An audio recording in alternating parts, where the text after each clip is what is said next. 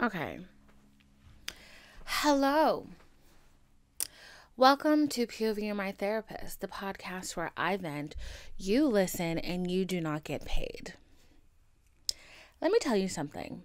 I'm on very high alert at this moment because my computer, my laptop, not my new one that I'm very grateful for, my old little geezer of a laptop is on some shit today.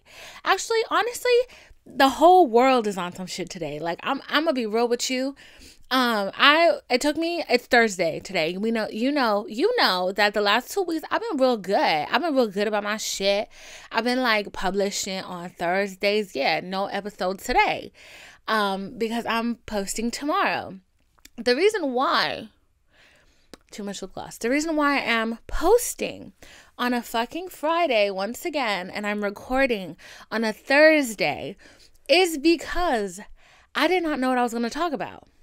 I don't want to talk about my love life. I'm tired of talking about that because it's a disappointment. It's a disappointment. Okay. There's only so much I can learn, you know? And I was like, what the fuck am I going to talk about? So I was trying to like decide what I was going to talk about. And also, like, I didn't really want to talk about myself because when I tell you the vibes have been horrendous, my vibes have been bad. Like, I'm self-aware enough to know that I have been emitting, like, the worst fucking vibes.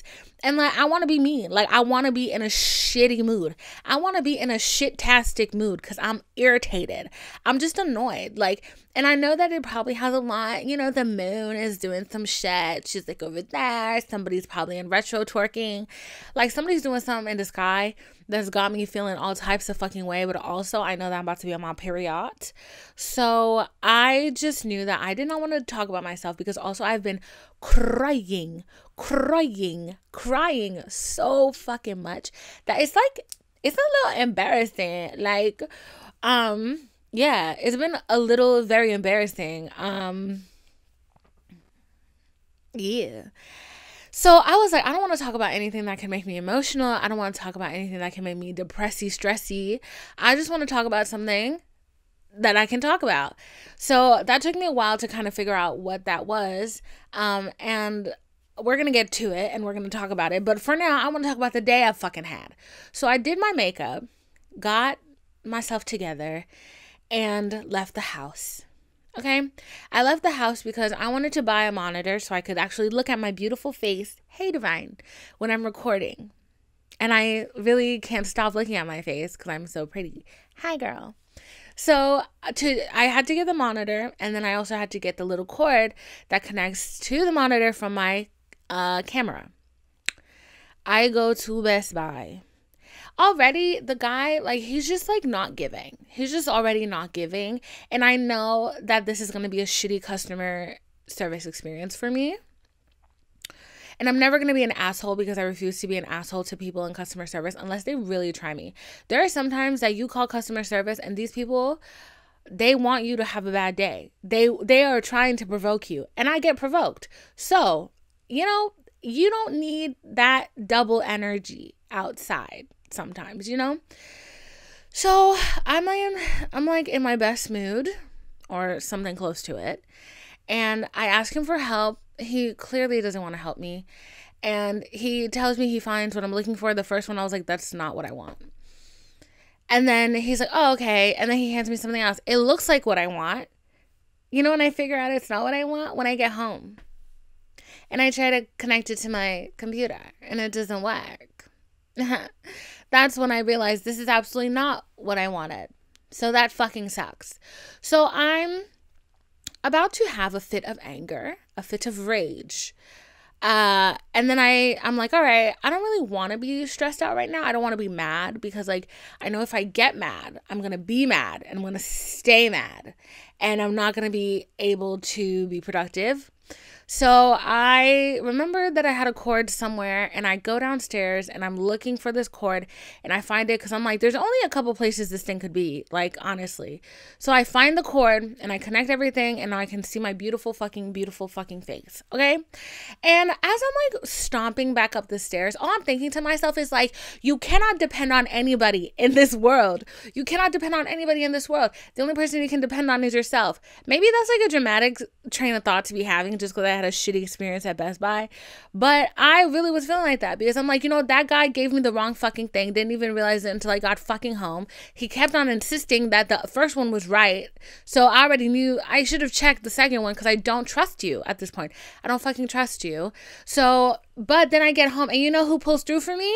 Me. Past Divine, who had somehow very smartly wound that cord up with a bunch of other cords, and put them in a designated cord place. So when I went to the designated cord place, I found the cord. Okay, so I found the cord, and now we're hooked up and we're ready to go. But my motherfucking computer now wants to stop recording at 3 minutes. I don't know why I did that the first time. I hope it doesn't do it again.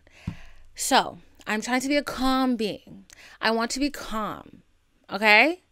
I want to pretend, at the least, that I'm enjoying my time on this earth, okay?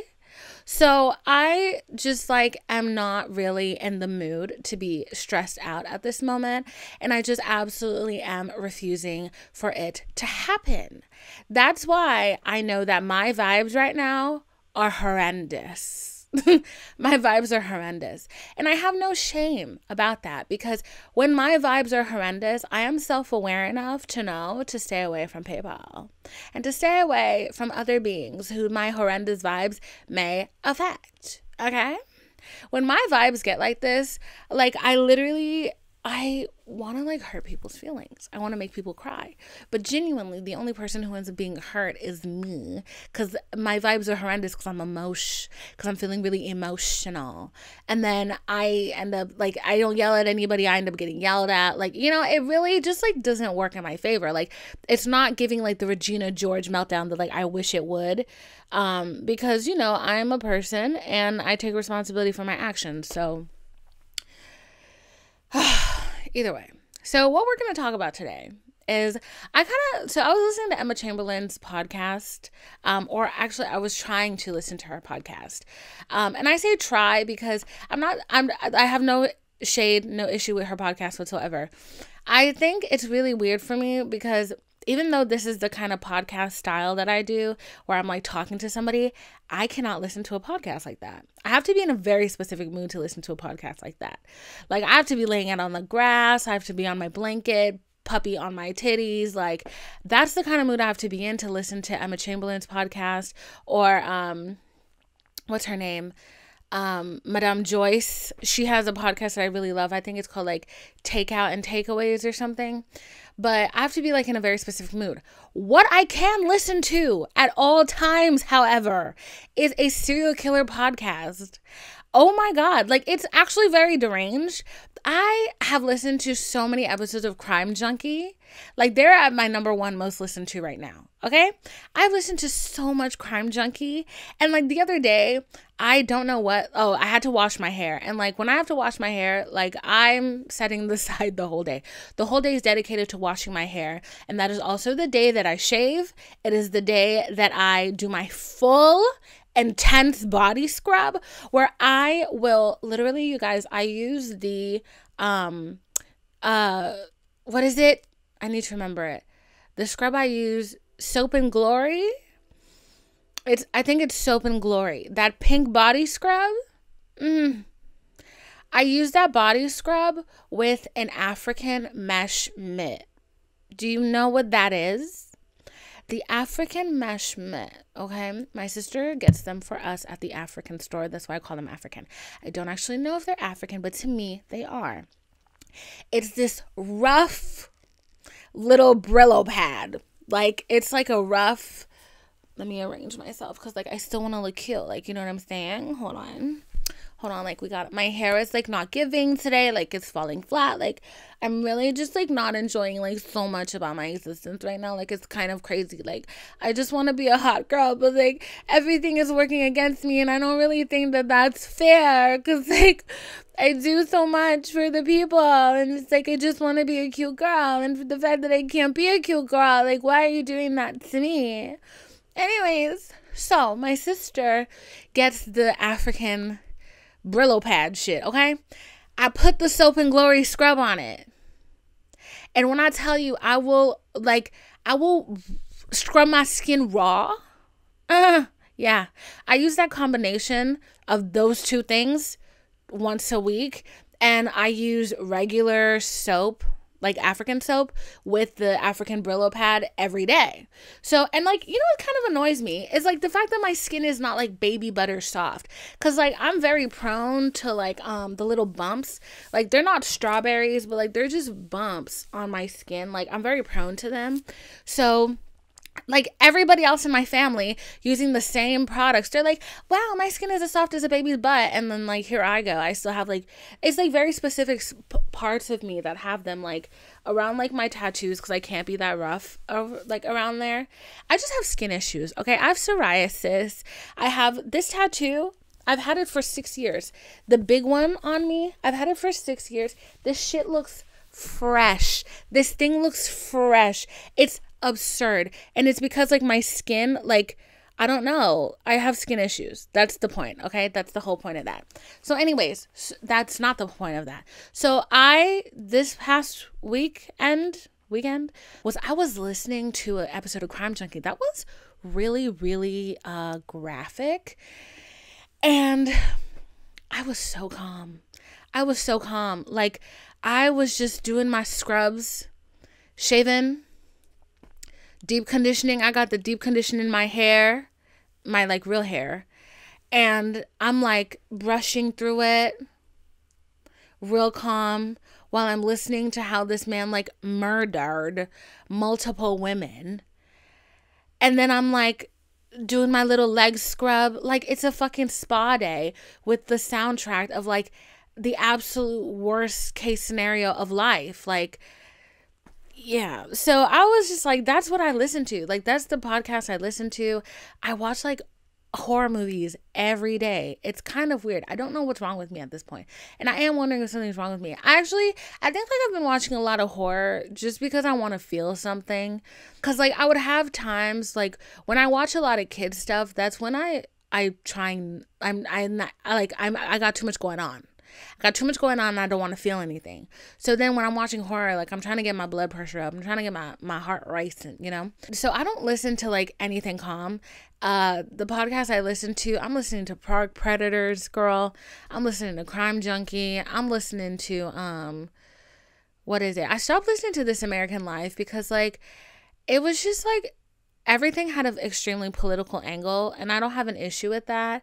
It's just the fact that I liked listening to This American Life because I felt like they would tell me stories about like people's lives, and I know that politics affects people's lives, but I also feel like a lot of the time This American Life is thinking about their white audience, whether they realize it or not. It's very much giving like white guilt. Like, they're telling a lot of like stories about like, you know, Black people suffering and immigrants suffering, and like how certain politics affects people. But like, who are the people that are really affected by most politics? It's people of color, it's gay people, it's people who like are the minorities. As a minority, I'm so sorry, I'm not trying to get reminded of it.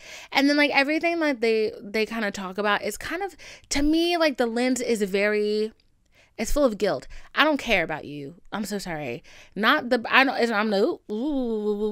saying I don't care about the people going through it, but I don't necessarily care about like your guilt as like a privileged person. I don't give a shit. And like This American Life started really feeling like very guilty.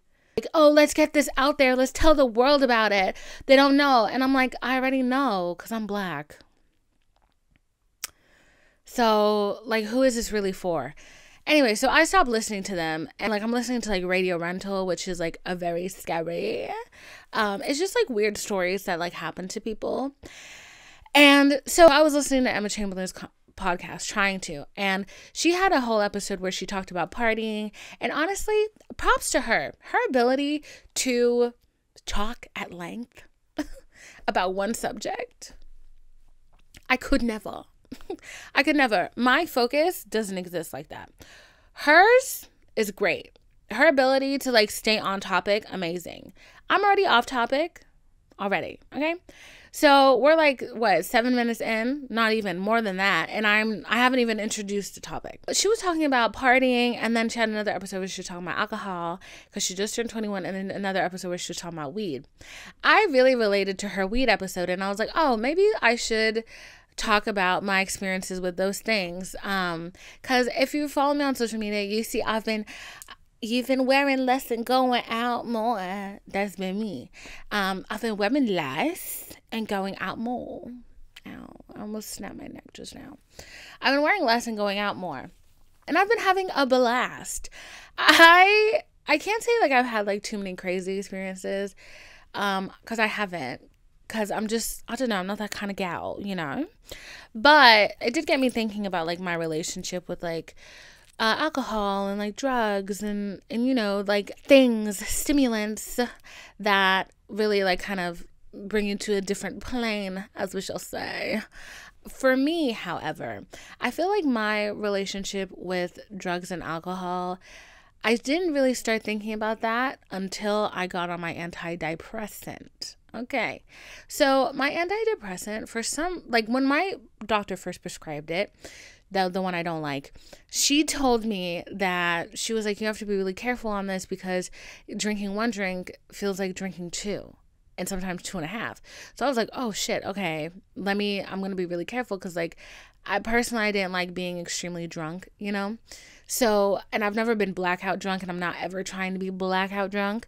So I was like, okay, like I'm going to be super careful. So I would drink like my one drink, and then, you know, the one drink would feel like 1.5 maybe. But then as my body got used to it,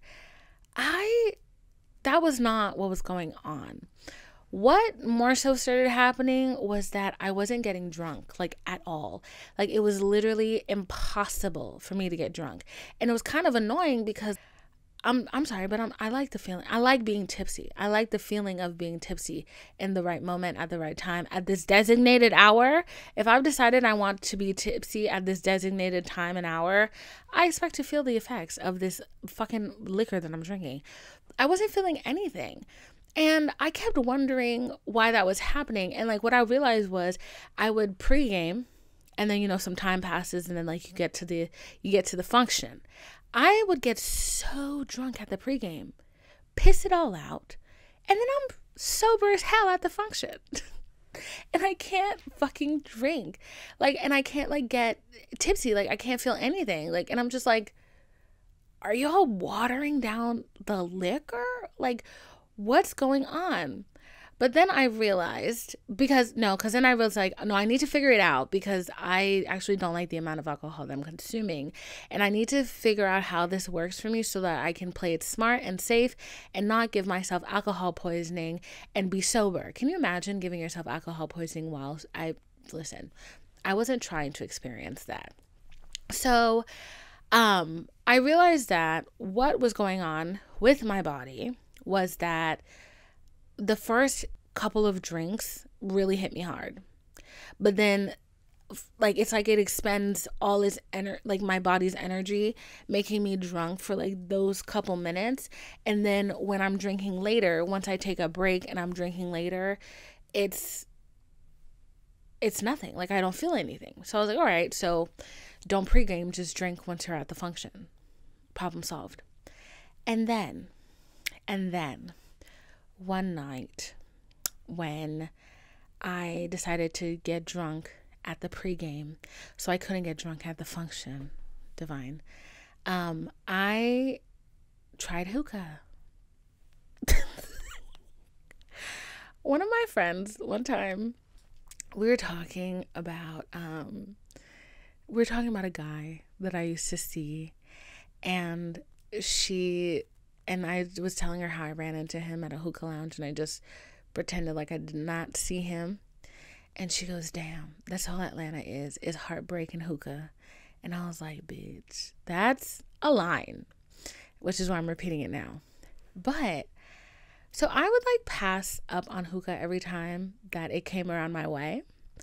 Because in my head, like, it was very close to weed, because I didn't know what was in it. I was like, there's no way, like, a tobacco, it's like making, like, why do you guys love this shit? To me, this is like just a fat cigarette, you know?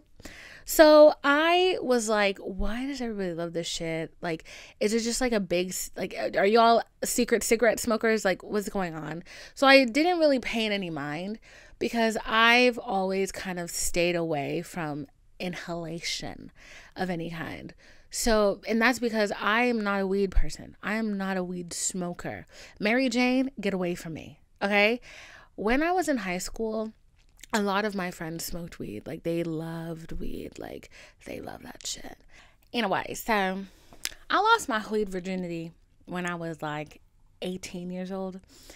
And I had stayed away from smoking all throughout high school, because my mother, if she was good at anything, it was putting the fucking fear of Jesus Christ himself into you. So this lady basically, literally anything that like was illicit, was illegal, she literally was like, she told me one time that she had a private investigator following me around and watching everything I do. Do you know how much? And she did that because I spent a lot of time alone. I spent a lot of time home alone. I could have been fucking, okay? Like, I thought about that so much. Like, I really could have been like a raging whore, but I wasn't, because she scared the shit out of me. And I was convinced that every single move of mine was being recorded by somebody that I didn't even see. So the same thing went with like alcohol and weed. She was like, don't drink, don't smoke. But I was never really like interested in drinking anyways, because I'm Haitian. Like, literally as a Haitian child, they put like sweet liquor on like your the thing you suck on, like your little pacifier. They put liquor on your pacifier. Like, so I remember like there's like a drink called Clemas. It's very sweet and like is very alcoholic. I've been drinking that thing since I was a child. So like, to me, like, I've never really been like a big liquor person until I realized that there were other liquors besides Haitian liquors. Okay. So I waited until I was like 18 to lose my smoking virginity. Now, this happened on a weeknight. I think it happened on a weeknight, which was very brave of me, if I might add. But I was friends with these kids in my art class, and they were like potheads. Like, they were dead ass potheads. and one weeknight, very impressive. I keep saying weeknight because I'm like, I don't know. Anyways, I also keep staring at myself, which is like really not good and kind of annoying. But anyways, so one weeknight, we all went to this girl's house, or was it a boy? I don't know. We all went to their house, and they lived not too far from me. And I was like, I'm going to lose my smoking virginity tonight. Like, this is it. This is a big night for me. And like it wasn't a joint. We ripped the bong. We ripped the bong. Okay. So they like did all their stuff, putting all the weed in the bong. I still don't know how you do this. And I ripped the bong, and I got like so high. And I remember like the thing that like really, which is still a problem for me to this day, I felt like I needed to pee. I don't understand this thing with me and pee. Like, I was terrified that I was gonna pee myself. And like, and this is the thing also, that I wanted to be like a big bitch. Like, oh, like, yeah, I'm not afraid. I can do this. So you know how many bong rips I took? I took a lot. I was high out of my mind when I tell you I was intoxicated. I was intoxicated to the point where I started getting paranoid. I started getting very paranoid, and I remember somebody said to me, "You blew my high," and I was like, I don't know what that means. I just am scared that my mom's gonna show up any minute. So they ended up dropping me off home, and I was like, how do I come down? Like, I remember that was something I specifically asked. I asked this girl, I still remember her name. I asked her, I said, how do I like become unhigh? Because I actually really hate this. And she was like, take a shower and go to sleep, and like, and you'll wake up fine. So I went home and I took a shower, And I remember thinking in the shower, I was like, what if I'm still at their house and I am actually just naked in the room peeing myself? Those are like, I was having an existential crisis. I was having a full crisis. And I remember like there was a Wiz Khalifa poster on the wall, and that Wiz Khalifa poster was talking to me. And like, and I just remember being like, this is like not what you guys said this shit would be like. So the next day, like we were talking about it, and they were like, yeah, you kind of have to get used to it. You have to smoke a little more often, blah, blah, blah. And I was like, why would I want to do this again? This was such a miserable experience for me. I hate this very much. Like, I have no plans of ever trying this shit again. So I never tried it again until I went to college. And there was one night when I went to a party, and I don't think it was a bong rip. This boy, like he was like part of our friend group, but like not really. Like he was a friend of a friend, them, yes. And he offered me some pot, and I smoked it, and I hated it once again, hated it. And I was crossfaded because I was also drinking. I hated it. I always hated it because like it made me feel extremely paranoid. It made me feel like I had to fucking pee the whole time. I just did not like it. Like being high for me is just not an enjoyable thing. And like every time I try to smoke, like I experience a lot of paranoia. And like at this point I was in college. So why the fuck did I think my mom was just about to pop up once again? She wasn't. But like that, it just made me paranoid, and like, and it always like got like my heart racing, like my blood pumping, and like I didn't like it. And like I was looking for something to make me calm. So the fact that I'm feeling the opposite of calm, no, this is not for me. Keep it to yourself.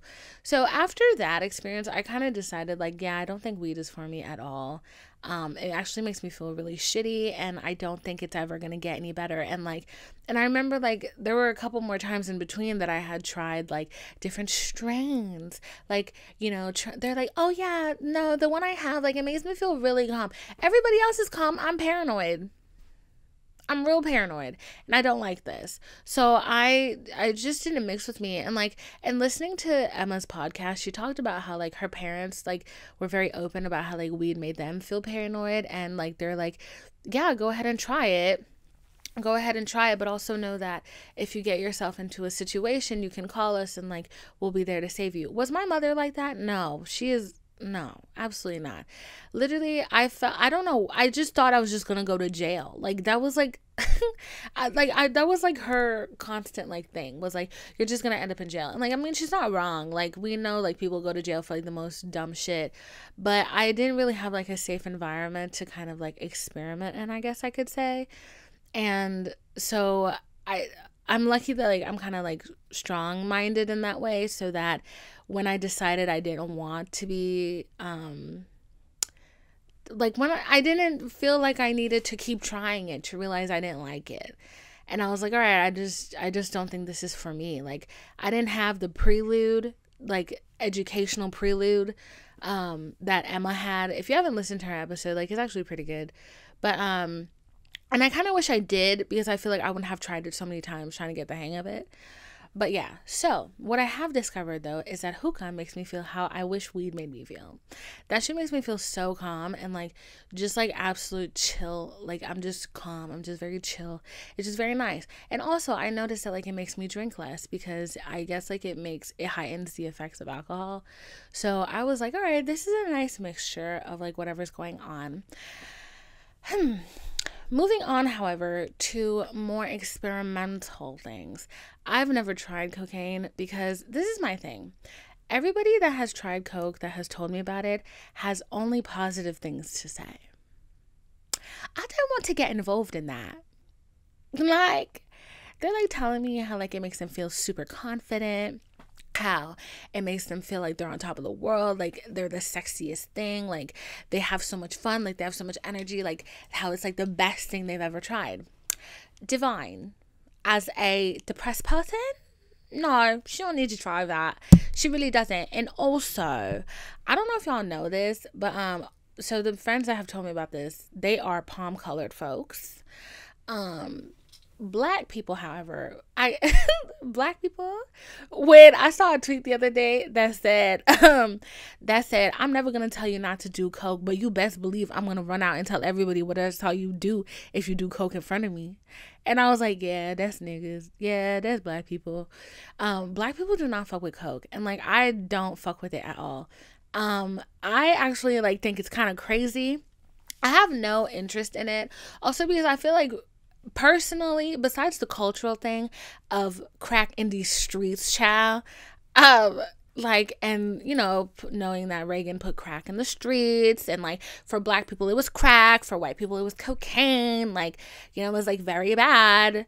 Besides that, I fear that anything that can give me a great amount of confidence and that can make me feel like the sexiest bitch on the planet is something that I need to stay away from. I will be addicted to it because I will want to feel like the baddest bitch all the time. And I know how I feel when I'm just having a good day and I'm amped up. You know how Beyonce says, she's like, I don't need no drugs for this freak shit. Girl, I don't need no drugs for this freak shit. So imagine if I am on drugs and I'm still feeling the freak shit and I'm on extra freak shit. No, we are not surviving that era. Okay? And also, who has the funds to support a habit of this kind? And also, we ain't got rehab money. Like, you know what I'm saying? No, I know my limits, and I can tell you straight up, I will never try it. I'm always shocked to find out when one of my friends like has tried the white powder, and I'm like, girl, how is it? I would rather hear their stories all day and night than ever try that shit for myself, because I just know my personality and I already know I have an addictive personality. If niggas can make me feel some type of way, you think? No, we're staying away from that.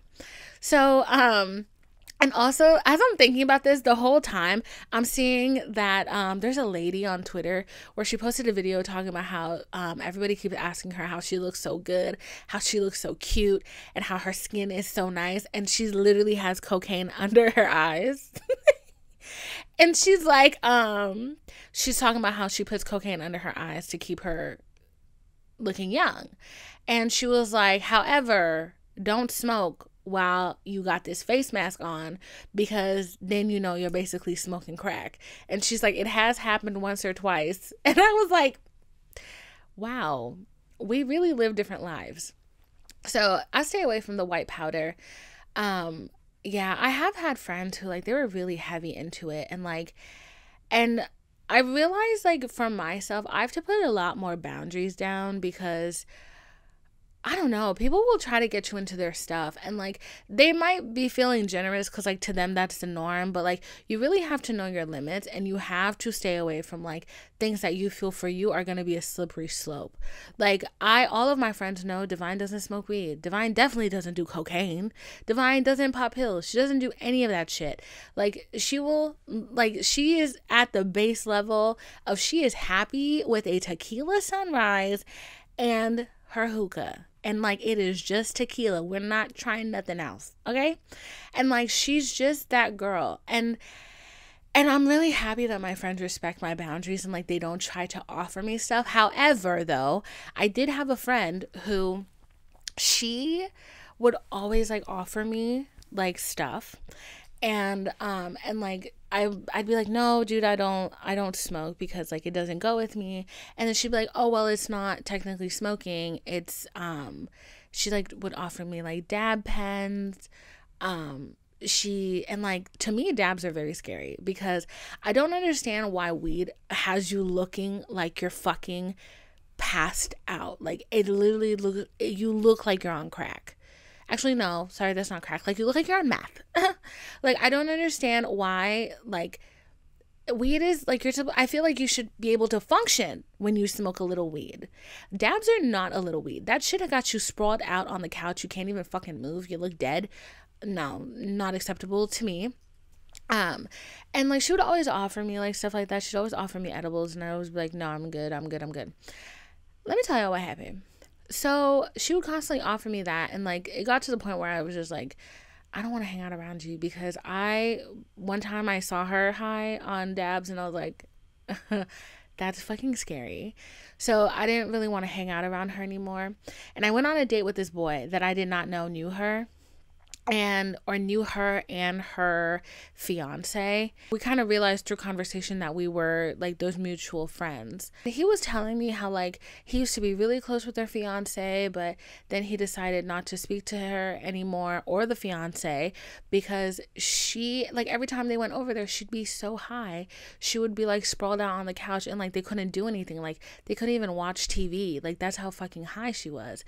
And he was also telling me how like he was like, yeah, her fiance wasn't ever into drugs. He never had a coke problem, which I didn't know he had a coke problem. That's how innocent I am. Like, you've got a full-blown coke addiction in front of me, and I'm just like, oh yeah, he has to pee a lot. No, babes. He's going in the bathroom to sniff stuff off his nostrils. Like, this is not like a urinary tract infection. He's got one every day of the week. Like, no, lovey. Like, the boy's got a coke problem, you know? So, and I genuinely thought he had a urinary tract infection. I was like, wow, you really need to go to a doctor, because, like, do you have, like, an untreated STD? Because, like, you're peeing a lot. Divine, my friend. So he was like, her fiance was never that bad until he got with her, and she's the one that introduced him to dabs, introduced him to coke, and a bunch of other experimental shit. And then that's when he decided that he told me too much, so he stopped telling me stuff. And I was like, okay, so obviously the next step in that conversation was probably like meth or heroin. So I'm gonna keep that to ourselves. And all the time, whenever I bring her up to my mom is like, I knew like she had like a drug problem, because like she's always telling me like she could see it in her skin. But once again, Divine, very innocent, was thinking like she just needs to up her skincare. Like she just needs to do better skincare. And I was like, and I remember the first time my mom told me like, I think your friend does like hard drugs. And I was like, no, definitely not. And I was like, Mom, like, you know how white people age. Like, I'm not trying to be offensive, like, but like I would never make my friend feel bad because, like, you know, it's we know that like it's giving milk on a veranda in July. That's why you have to take care of your skin. That's why once you turn 25, you got to get that. I almost said Ritalin. That's when you have to start getting your collagen in. You have to really start getting your vitamin C in. It was not the lack of it was an excess of vitamin C in some ways, but it definitely was not a lack of skincare that was causing her skin to look the way it was. It was definitely the fact that she was using a lot of drugs. So yeah, so that was like a whole thing. But now like the friends I have, like they very much respect my boundaries. And also like a lot of my friends, they is not touching that. They is not touching the powder. They is not touching the snow, the blow, the sniff. They're not doing that. So, oh my God, I remember the most like shocking thing to me. And like I had to literally fix my face. One time I was hanging out with this girl, and you know this girl. And not because she's a part of my life. That's not why. I'm just saying like she's famous. Somebody offered her weed. They said weed. They said, babes, would you like a blunt? And she goes, no, I don't smoke weed. And I'm thinking, wow, my people. And then she goes, I do uppers. And I was like, okay. Bet. I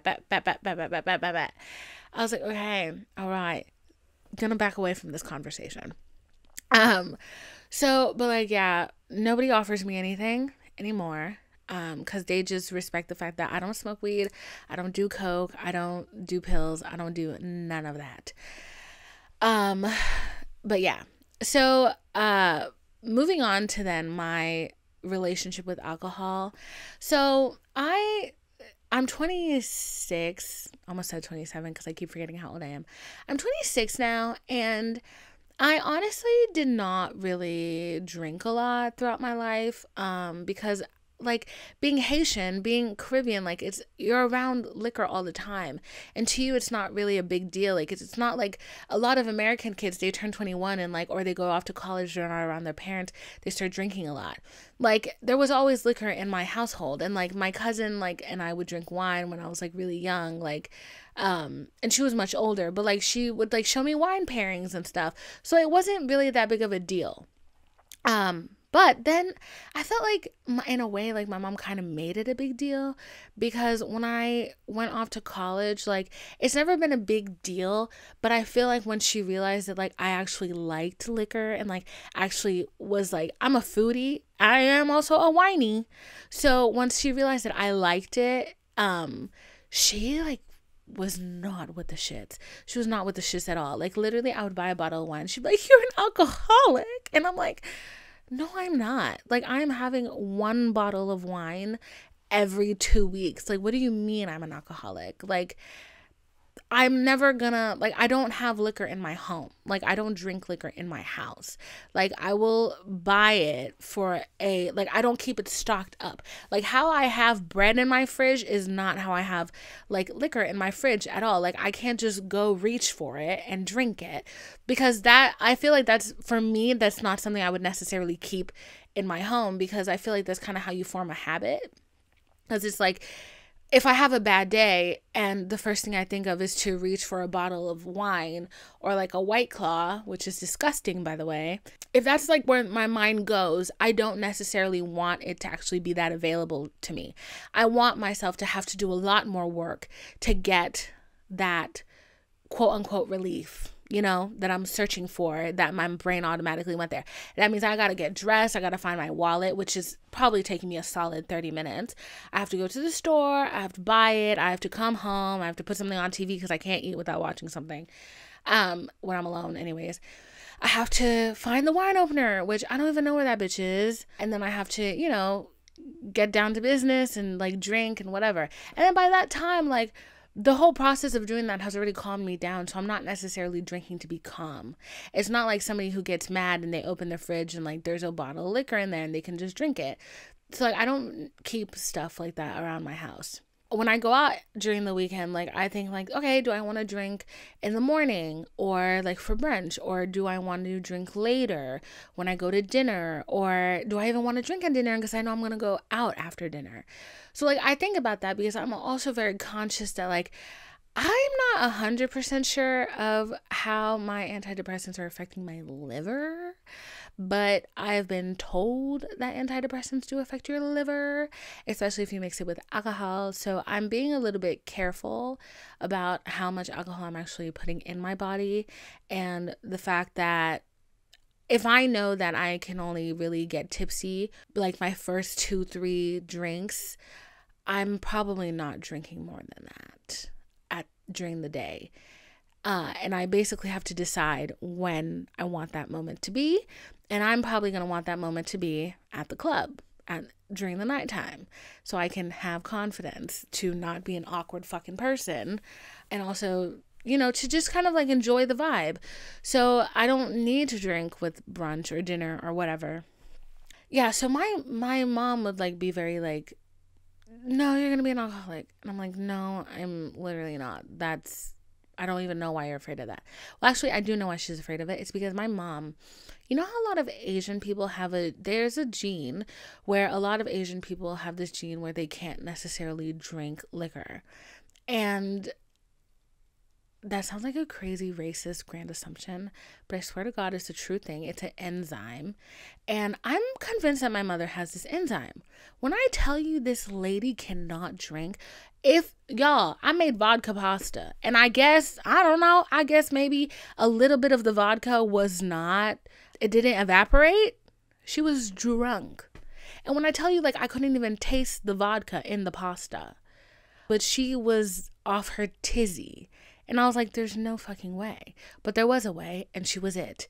So she, like, a sip of wine, sometimes even smelling alcohol will get her, like, woozy, will get her dizzy. And so she just doesn't drink at all. And, like, when I tell you, like, like during Christmas time when we make the cremas, which is that sweet Haitian liquor thing. Oh, she's drinking very little of it. And she's drinking with bread. Okay, so she can like be a stable person. She doesn't get drunk. Like she just gets, it just knocks her out. Like it's like a fucking sedative. It's the wildest thing. My sister, on the other hand, has such a high tolerance. Me, on the other hand, my tolerance was lower before I started my antidepressants, but now I don't think it's gotten higher. I think my antidepressants have just has changed how my body processes alcohol. So that's been kind of its own thing that I'm learning recently, and that I've literally just gotten the hang of. But I'm not too mad about that, because also it's always made my tab at the bar. What tab, girl? It's so little. I am a cheap date, okay?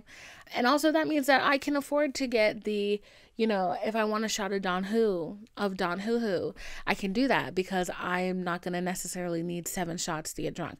I'm going to need 1.5, So I feel very lucky. Feel a little bougie kabougie because of that. The other thing that Emma Chamberlain had talked about on her podcast was parties. And the girl, she spread this shit out into 3 episodes. I don't know how she did it, but we doing it all in one, because girl, I'm not that girl. I didn't go to a lot of parties when I was younger. I didn't. Like, also, we're not even gonna lie. Like, so personally, unless, like, I feel like ragers are just something that exists in movies, because unless I was just never invited to a lot of ragers as a tween and a teen, there were not a lot of ragers that I went to. I think, like, ragers in the sense of, like, Project X or something like that, or, like parties that you'd see in, like, Superbad. I've been to a lot of crowded parties and, like, parties with a lot of high attendance, but nothing that, like, got the cops called on it or whatever. Like, the biggest party I've gone to this year was so well organized. Like, there was the sprinter taking you to and fro. So, like, I feel like at this age, we're kind of grown people, and parties kind of require more organization, more funds for sure, and it's just more of an experience. It's like, it's giving, like, kind of love Great Gatsby, but I've never been to a kind of party like that. And like, this is my thing. In The Great Gatsby, watching that movie, there's a great line in it that says, where Daisy's like, I love a party. And she basically says that big parties are so intimate.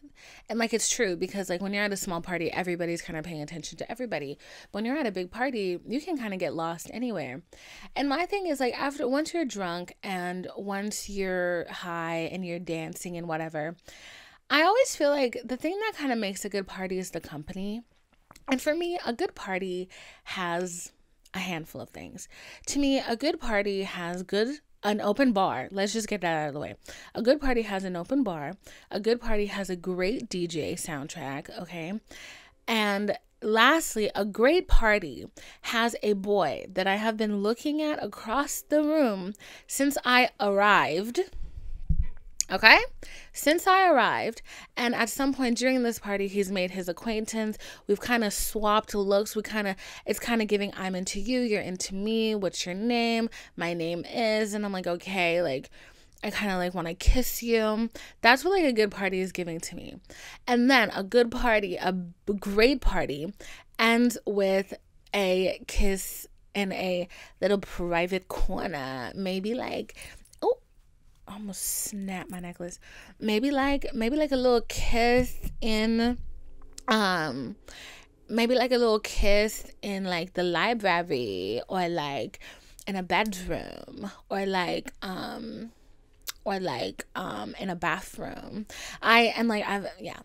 Anyway, so because I went to a party where, I mean, that's like a good party. That's like a good night either way. Y'all see how I start stuttering when I start bringing my personal life into shit? I'm like, anyways, so I went to a party and I did not really expect this man to be there, but he was there. And we was like kind of talking, and then we was kind of dancing, and like what's funny, the way I test my waters with men sometimes, especially like men who, like, I know deep down they hate me, that I fully accept, but like I still be wanting to D. like I will ask them to do something for me in the moment, like very small, like something extremely feminine. I'm dead serious. I will literally like, can you hold my purse? Actually, no, I don't even ask. I'm like, hold my purse. Depending on how they react to the hold my purse, I can get a feel of where we can go with this. Okay. So with him, I was like, hold my purse. He was like, okay. Took the purse. And I was like, held the purse for a minute. And then he was like, I gotta go piss. And I was like, great. I too had to go piss. That was a double blink, and that was embarrassing. I too had to go piss, so I went to the bathroom, and then we were making out in the bathroom. It was lovely for the moment, and then he was a man. Anyways, so that's like a good party to me. An even better party is I'm trying to think, what is it even better scenario than that? But like, yeah, I like a party where like there's abundance. So there's the free bar, there's friends, there's good music, so like you can dance and like you can focus on yourself and like have a good time. But then there's also like the aspect of like something that extends past the party. So like, somebody you can possibly go home with, or something fun like that. And like, honestly, you don't necessarily have to go home with somebody. You know how many times I'd be like, yeah, call the Uber, and then Divine does a disappearing act many a times. But yeah, like I love a good party. And like, even when, because like I'm not gonna lie, like that's not what it takes for me to enjoy a party, okay? Or not even, it's just like I don't have those kind of needs all the time. But I've been saying and but a lot, and I don't actually like that or appreciate that about myself recently. I can enjoy a party that is just me and my friends, as long as the music is good, as long as the bar is open and free, as long as none of my friends are like crying for no fucking reason, or I'm not crying for any reason. That's a time I can enjoy. That's really a time I can enjoy. And it's actually funny because like a week or two ago, I was really triggered by something. And when I tell you I started crying and I could not stop, and like this was like during a night out, and I was trying to stop crying so bad, but I just couldn't. And like, and I'm not gonna lie, like I ruined the night. And I was so apologetic to my friends. And then they reminded me that like everybody had their public meltdown moment, and this was just mine. And I was just like, damn, that's so true. Owned it. Ate it. And I looked cute while doing it. Fuck yes. Like, I love looking cute while I cry. It's a reminder to me, but to also everybody else, that like, are you really a bad bitch if you don't look good when you cry? Like, literally, I will be crying and I will stop the fucking doom thinking, and like, I'll like take a quick selfie. Because I have to make sure that like I do look as cute as I think I do when I cry. And I always do. Except like sometimes when I'm really, really crying and my eyes just go full red. And like everything is just washing off. Like it's not even sexy. Like it's not. But yeah, I love a good party. I love a good time. I love a time when you can let loose and like have fun. And like I'm really starting to appreciate parties, because like I've told you guys before, there was a point in time where my anxiety was so bad. I literally went out with my friends and like I couldn't dance. I'm like, I know how to dance. Like I can shake this little thing. And like even now, honestly, I'm still not like 1,000,000% comfortable with myself in public. Like I'm watching my friends like really throw that ass, and I'm like, girl, throw some. And like that's me like pepping myself up. I'm like, throw some, girl, throw some. Like throw a little ass, throw a little leg, throw a little something. And you know what I throw is a little hair. Like most of the time when I'm at the club, I shit you not, I'm doing the white girl deodorant dance. Like I'm like, yes, secret. Like that's what I'm doing. And that's what I feel comfortable doing. And I'm okay with that. And honestly, for me, that's progress. Okay. The progress is that I'm leaving the house. The progress is that I'm having fun while I'm out, is that, I'm feeling more and more comfortable in my own skin. And I really can fucking appreciate that. This is not a conversation we would have been able to have 2020. pre-pandemic, this is not a convo we could have had, because like I was just too anxious. Like I'd go out and I'd try to have fun, but like I was so in my head. I was so in my head, and I just couldn't let loose, and I just couldn't let go. And you know, like, and that really kept me back from a lot of things. I think I would have had a lot more fun. I would have been a lot more happier if I was just able to get out of my head sometimes. And now the fact that I don't even have to, like, you know, tell myself, like, get out of your head, get out of your head. Like, when I go out, like, I'll feel anxious about going out, but I still go out because I'm like, I have a whole life to live. Like, what the fuck are you anxious about? Dying? If you die, you die. Leave the fucking house, bitch. Like, if you die, you die. You're not going to know you're dead. You're just going to be dead. Everybody else is going to have to be sad about it, and you're not. So if you die, you die. Have some fucking fun. And like, and that's like a saying that like I was agoraphobic, y'all. Like agoraphobic light. Like there was a point in time, like recently one of my friends, she texted me and she was like, I'm so proud of you for getting past your agoraphobic era, because like at that time she was the friend who was like trying to get me out of the house, and I had a hard time. I would have like anxiety attacks every time I had to leave the house. I'd have panic attacks every time I thought about leaving the house, and it took a lot of work. Like every time, it took me hours to leave the house. I couldn't just get dressed and go. Like it took me hours. I would get dressed, I'd sit around and like think about, and like I would just be anxious, extremely anxious about leaving the house. And like I'd be like, what if I get into a car accident? What if I die? Like what if my mom dies and I'm not there? Like what if she falls and I'm not there? Like all these what ifs that clearly never happened. And like it would just keep me from leaving the house. I just couldn't leave the house. And like there'd be times where like I'd get dressed around noon and it's like 3:00. I'm like still trying to talk myself up to leave. And then by the time that I'm like, okay, I think I could leave, like, girl, it's like 11, go to bed. Like it was really that bad. And like, and I don't know what got me to that point, but I was at that point. And it was just, it was the weirdest thing, like, because I really wanted to like get out of my house. I wanted to live a life. I wanted to exist and have fun and try different things and try new things and fuck up and have a hard time and have a good time. But I just couldn't allow myself the freedom to make mistakes and to make correct decisions. Like it was just something that I had a really, really hard time with. And now, and the thing that really got me through it was I was just like, fuck, like, I'm not really living a life at all. I'm stuck inside because I'm scared to leave. But like I'm miserable inside. If I stay inside, I'm going to kill myself. But I'm scared of going outside because somebody might kill me. Like that's stupid. So it got to the point where like every time I left the house, I'd open that door and I'd be like, if I die, I die. And I step out and then I just turn my brain off and I just do whatever I had to do. And like even now, like I still have like moments of like being really anxious. Like the day before yesterday, I went out with my friend and like I was late. I was like an hour late, and I was just like, man, I'm having a hard time leaving the house. I was like, I'm having a hard time leaving the house. Like and it's funny because like while it's happening, I don't realize it's happening.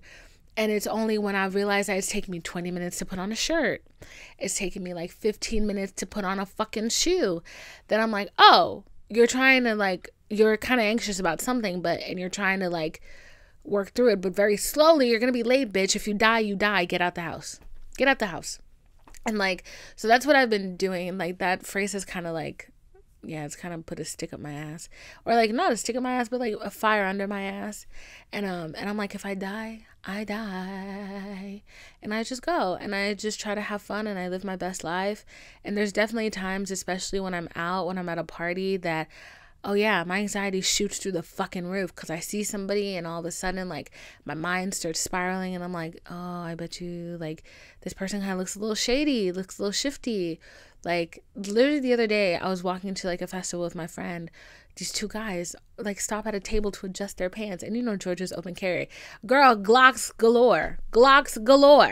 Like they put all their Glocks on the fucking table. I'm like, yo, why do you need a Glock? Why do you need a gun? We're going to the Caribbean fest. Like, don't you just want to like eat and like twerk? Like, what do you need a gun for? Like, this is really scary. And I realized like they were like headed the same direction we were, and like I already told y'all this, my greatest fear is getting shot in the fucking spine. So we're like walking And I tell my friend, I'm like, yo, heads up, like the guys behind us, like they have Glocks, because like I saw them stop and like rearrange themselves, and they had to take their Glocks out and put it back in. And he was like, yeah, everybody got a Glock. He was like, everybody's got a Glock. He was like, I feel like they know something we don't. Cause like everybody got a Glock, like, and their grandma's got a Glock, and it's like, is there like a Glock community that we need to be a part of? Cause like, what's the heads up? Cause I don't have a Glock, but everybody else does. So am I missing some information? Like, what's going on? And I was just like, really brave of you to joke about this right now. Really brave. I appreciate it. But yeah, so like I have those moments like where I get really anxious. Like I remember one time I went to a party and like this kid, like, but he was a dumbass. He kept brandishing his gun, and I was just like, I don't feel safe. I'm going. And I left, babes. I wanted to leave, and I told my two friends that I was there with, I was like, girlies, I want to go. And they were like, oh, that's just, I think his name was like Brandon or something. They were like, oh, that's just Brandon. He's just messing around. I was like, girl, I ain't finna die up in this club. Like, bye. And did I cross the street and go to a Waffle House and wait for my friend to come pick me up? I sure did.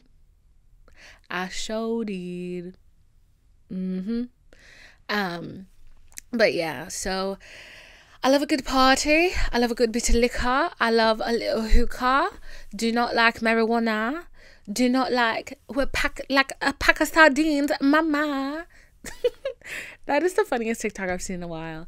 I love a good hookah. I love a good drink. I hate a bit of marijuana. No cocaine, because I'm a black girl and the niggas do not do cocaine. And no pills, no poppers, none of it. I think the only pill I would ever pop is like that pink pussy pill. I do that. But that's not a drug. That's just like a stimulant. But yeah. So we're getting to the end because I can see my monitor now, and it says we have 11% left on our battery. So it's about time to wind it up and let you go. What's my outro sound like again? Okay, yes, it's the end of the podcast. If you've enjoyed this podcast, make sure you share with a friend. Make sure you share it, okay, with 1 or 2 or 3 people. Actually, you guys have been pretty good about sharing, because like this week you guys have really been like, I love this podcast, go listen to it, and I really appreciated that. Really appreciated it. I really appreciate that. But the best way to get the word out about this amazing podcast that I love and you love is by leaving ratings and review, by letting people know what you think, by letting people know that, hey, spend your time on this. Listen to this girl. She has good thoughts that are not crazy, or mean or whatever. So leaving just a small rating can really help me a lot. Because I am trying to grow my platform, I'm trying to make this a whole thing, but also, following me on social media helps a lot. On TikTok, my name is Dphile, Dphile, and on Instagram, my name is Vinephilo, Vinephilo, and that is also my Twitter name, Vinephilo, Vinephilo. If you made it to the end of this podcast, the phrase of the week. What is the phrase of the week? The phrase of the week is, I'm thinking really hard. The phrase of the week is, if I die, I die. If I die, I die. With a smiley face, because I think that's important. If I die, I die, filled with hope and joy and a life well lived. That's not the full phrase, but I'm just saying that's what the smiley face stands for. If I die, I die. But it was a life well lived, enjoyed, loved, experienced. But yeah, so follow me on my socials. I really enjoy spending this time with you guys. I had a nice day. I hope you had a nice day. And I hope to see you soon. Have a wonderful day, lovies. I love you so much. Mwah. Mwah. Goodbye.